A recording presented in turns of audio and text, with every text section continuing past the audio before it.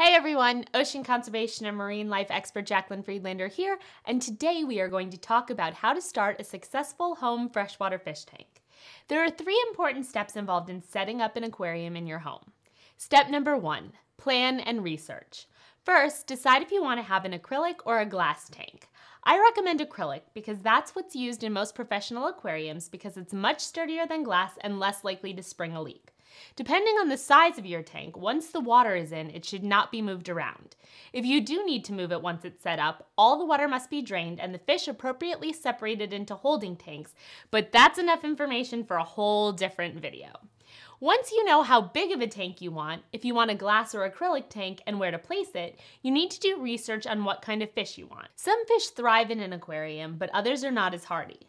Look at the size of the tank and how large the fish you want are expected to grow, and most importantly, will the fish you want to keep as pets get along with other fish in the community tank? Another thing to keep in mind is what kind of environment the fish you will be keeping need. Some questions to consider are, do they live in freshwater, saltwater, or brackish water? Do they live in a tropical environment and need a heater?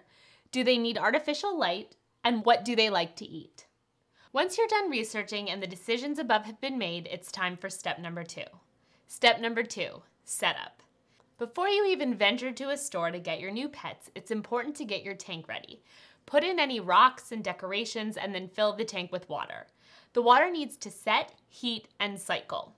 Good filtration is an extremely important part of a thriving fish tank, and making sure the pH balance of the water is correct before introducing your fish to their new home is very important to their survival.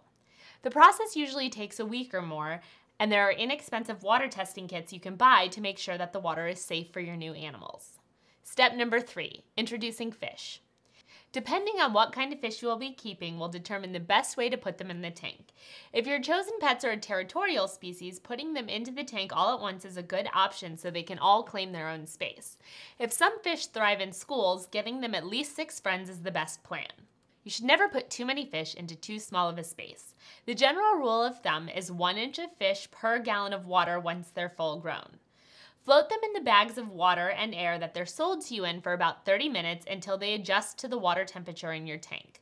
Then scoop them out of the bags with a net and put them into the tank, but discard the water from the pet store so as not to introduce any foreign illness to your animals. When choosing fish, keep in mind that a male-female pair could produce offspring, and make sure you're prepared for that if that's the case.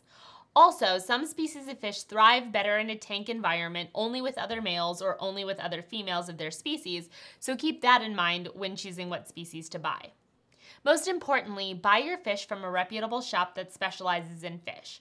Look around the store and make sure the fish look healthy and there aren't dead fish floating in any of the tanks. See if they have any signs of bacteria, such as white bumpy spots on their fins indicating they could have a disease called finnick. A really good fish store sometimes will even have a tank or two with a sign on them saying not for sale, meaning they know there's something wrong in a particular tank, and rather than just pushing their inventory for profit, they quarantine those fish temporarily until they're no longer ill and can be around other community fish safely. Remember, fish are living animals and, like any other pets, should be treated as such.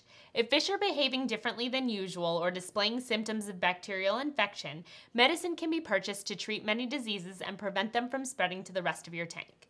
If for some reason you can no longer keep your animals, you should rehome them as you would a cat or a dog. While there isn't a shelter or a rescue facility specifically designed for such an event, a lot of tropical fish stores will take your fish and help you rehome them.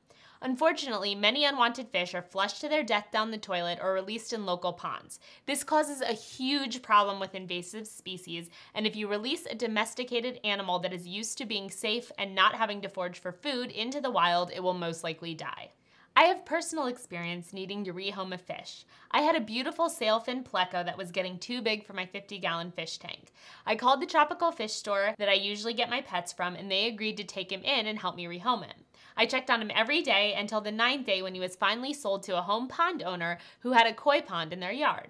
He now has more space and is in a safe place to live out the last 25 years of his life. That's something else to consider. Some fish live a really long time. I had Plinko the pleco for 5 years before he got too big and too aggressive for me to keep, and they can live for about 30 years total if they're properly cared for. If you have any questions about setting up a tank or what fish get along, leave them in the comments below and I'll answer. If you want weekly ocean and conservation information, click subscribe. See you next Friends with Fins Friday. Thanks for watching.